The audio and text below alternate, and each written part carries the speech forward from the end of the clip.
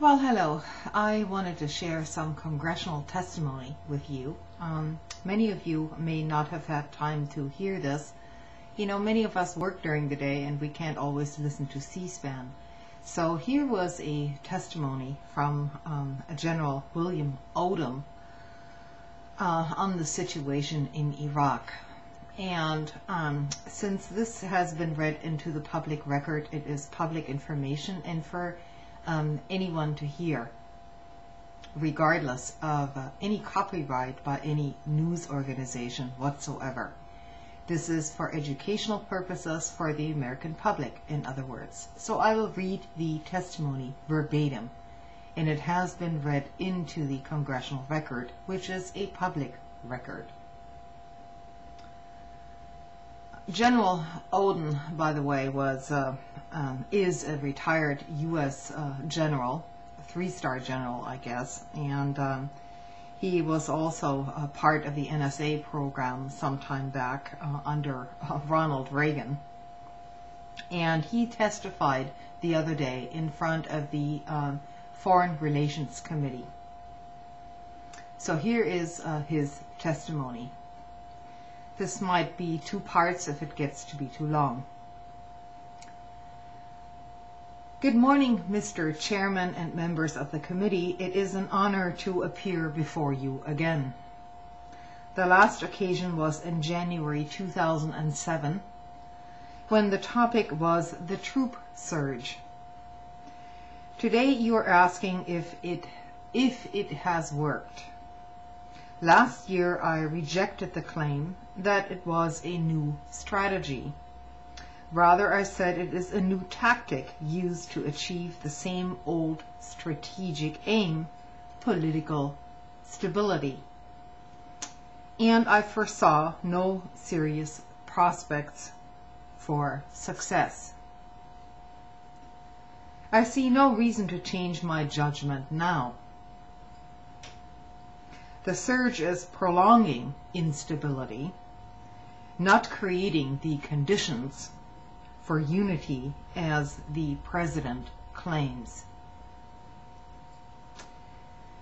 Last year, General Petraeus wisely declined to promise a military solution to this political problem, saying that he could lower the level of violence, allowing a limited time for the Iraqi leaders to strike a political deal.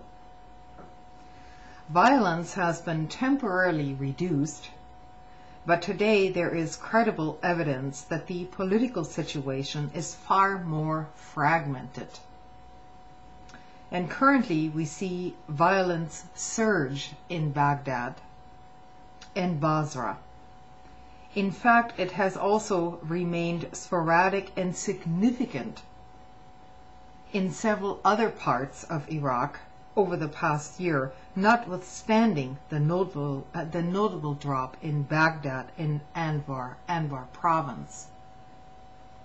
Now, this is retired General William Odom talking here in his testimony. More disturbing, Prime Minister Maliki has initiated military action and then dragged in U.S. forces to help his own troops destroy his Shiite competitors. This is a political setback, not a political solution. Such is the result of the surge tactic.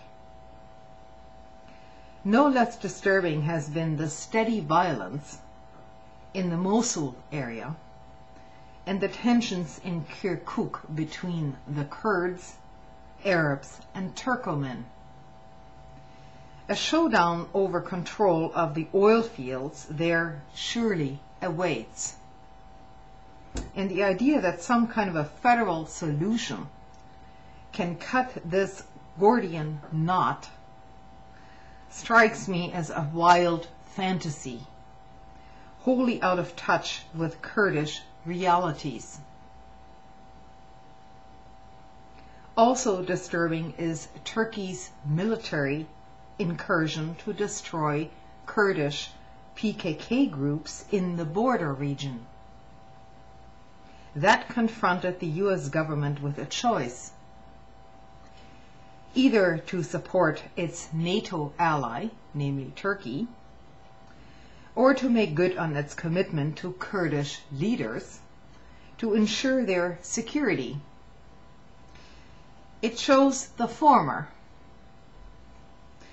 and that makes it clear to the Kurds that the United States will sacrifice their security to its larger interests in Turkey.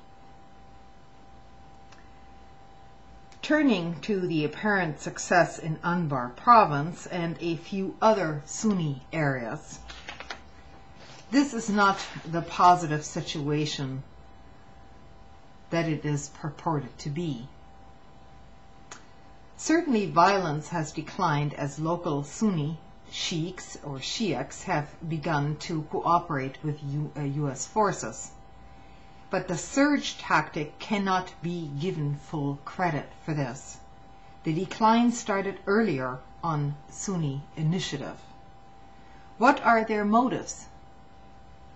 First, anger at Al-Qaeda operatives, and second, their financial plight. Their break with Al-Qaeda should give us little comfort. The Sunnis welcomed anyone who would help them kill Americans, including Al-Qaeda. The concern we hear the President and his aides express about a residual base left for Al-Qaeda if we withdraw is utter nonsense. The Sunnis will soon destroy Al-Qaeda if we leave Iraq. The Kurds do not allow them in their region, and the Shiites, like the Iranians, detest Al-Qaeda. To understand why, one only needs to take note of the Al-Qaeda public diplomacy campaign over the past year or so on internet blogs. They implore the United States to bomb and invade Iran and destroy the apostate Shiite regime. As an aside, it gives me pause to learn that our Vice President and some members of the Senate are aligned with Al-Qaeda on spreading this war to Iran. It's a long testimony, so it's going to be part 2. I will read this if it takes me all night. Thanks.